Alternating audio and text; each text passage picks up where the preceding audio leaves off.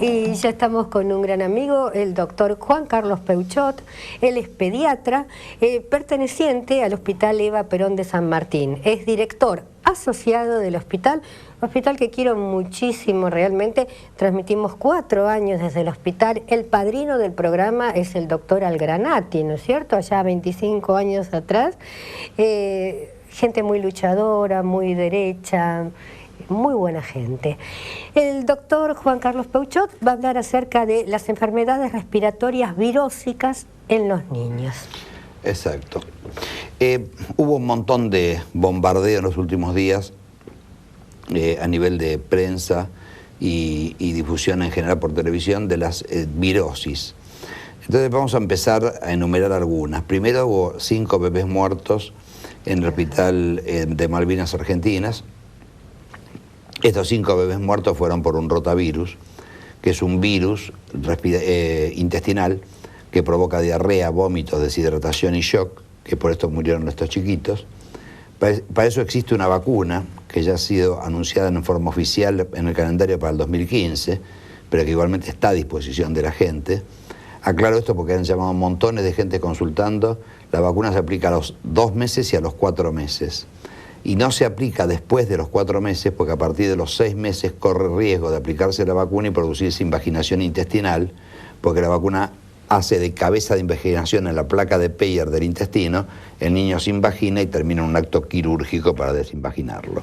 De forma tal que ahí sería peor el remedio que la enfermedad. Totalmente. El niño ya es más grande, a los primeros síntomas los podemos hidratar perfectamente y listo. Pero ya a partir del año próximo será obligatoria 2 y 4 meses y gratuita. Es una vacuna que se administra por boca.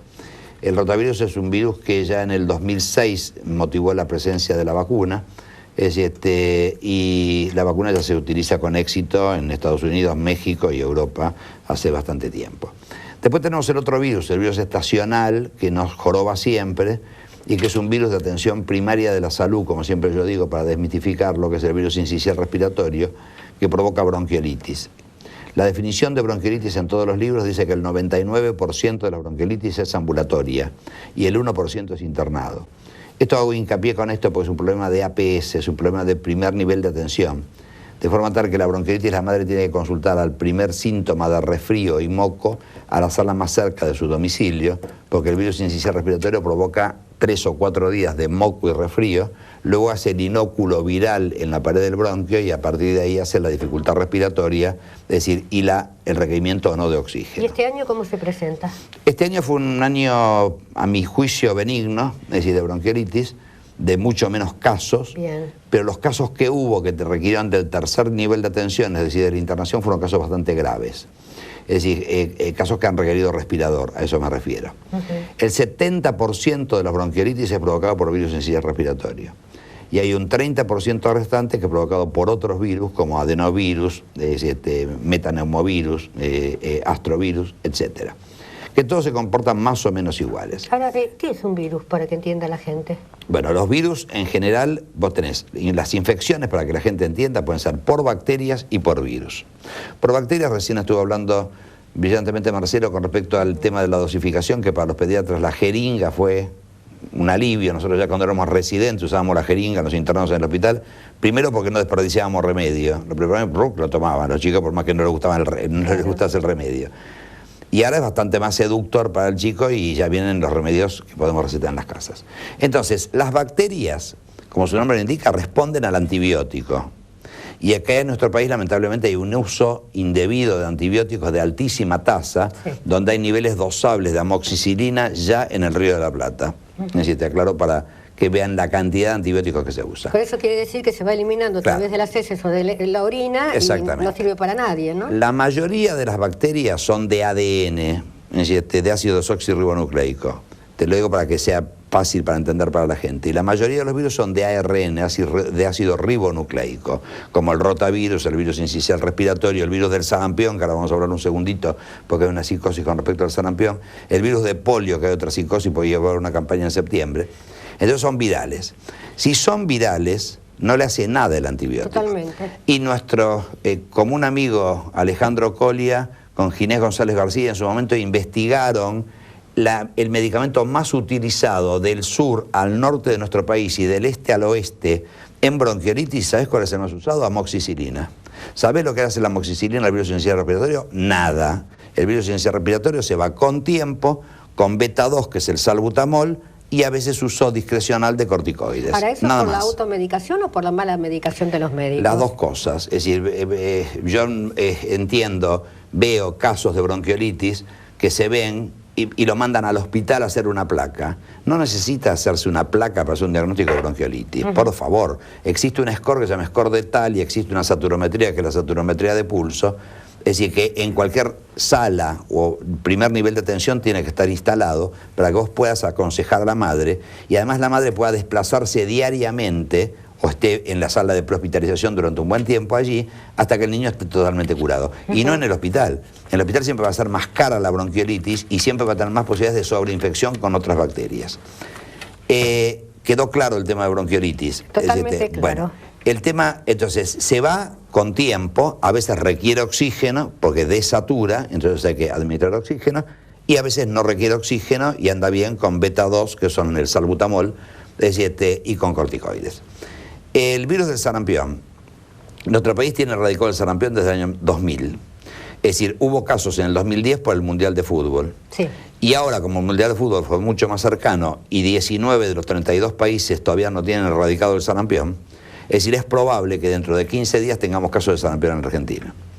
¿Qué tienen que hacer las madres? Controlar que sus hijos tengan las 2 dosis de vacuna antisarampionosa al día. Probablemente existe una campaña si los casos de sarampión excedan lo esperable.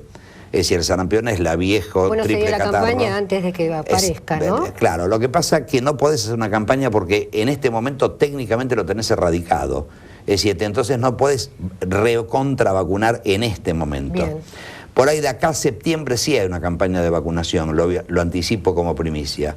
Y donde sí en septiembre va a haber una campaña de vacunación va a ser de polio, porque hubo casos de polio que también estaba erradicado en el mundo, en Europa y en Afganistán, y ahora con la globalización se corre el riesgo de que lleguen los casos de polio a la Argentina y va a haber una vacunación Sabin masiva, sucia se llama vacunación masiva para poder vacunar la mayor cantidad de gente posible, porque va a eliminar virus en materia fecal durante ese lapso y el grupo etario va a ser bastante grande.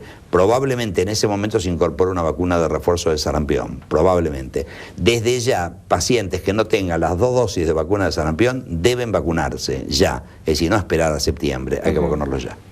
Bien, ¿cuáles son las características para que la mamá sepa del brote de sarampión? Bueno, el sarampión es el triple catarro, es decir, tiene conjuntivitis, faringitis y catarro nasal, es decir, naricita sucia y carita sucia de sarampión, la carita del sarampión, y el brote, que es un brote, es decir, de todo el cuerpo, con fiebre elevada y con complicaciones casi seguras, que es la otitis media aguda. En general empiezan a supurar los oídos, es decir, por el catarro, y aparece la otitis media aguda.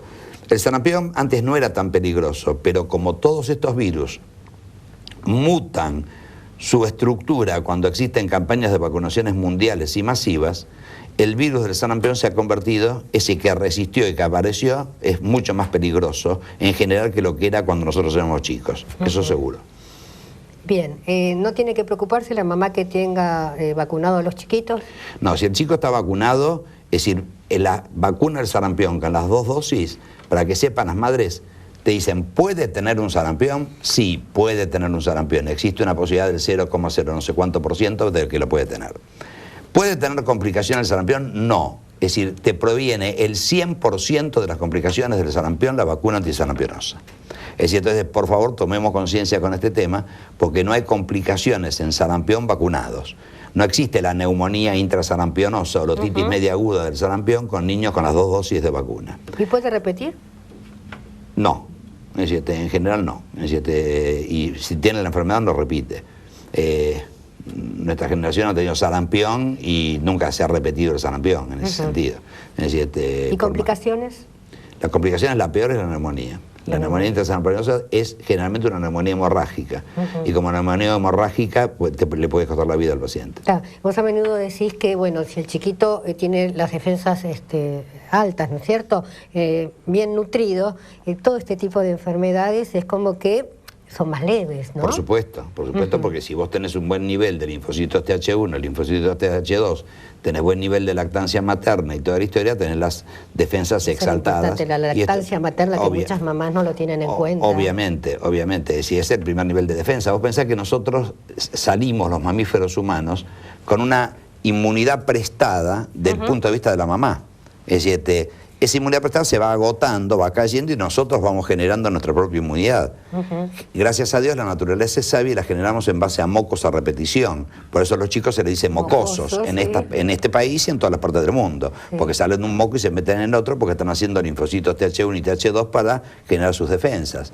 Es decir, por eso existe después a veces el gran enemigo de los niños en ese sentido, que viene y dice, saquémosle la adenoide y saquémosle las amígdalas. Es decir, por favor, traten de no hacerlo hasta los 8 años de vida. Pero en nuestra época te contás por supuesto. No tenemos ninguna amígdala. Lamentablemente la Academia Americana de Pediatría hizo un trabajo longitudinal en pacientes de hasta, no sé, 30, 40 años, una cosa así, y encontraron que los pacientes que habían sido operados de amígdalas y de adenoides tenían 5 veces más chance de tener tumores de cualquier origen que los no operados. ¿Por qué? Porque el nivel de TH1 y TH2 es mucho más alto, que son los linfocitos antitumorales específicamente. Bien, hacia el final vas a dejar uno de esos buenos consejos a las mamás y papás que nos están escuchando. Sí, pero el primer consejo y fundamental es que consulten en el primer nivel de atención, porque la provincia de Buenos Aires, con la gestión de Alejandro Colia, está preparada para resolver todos estos problemas.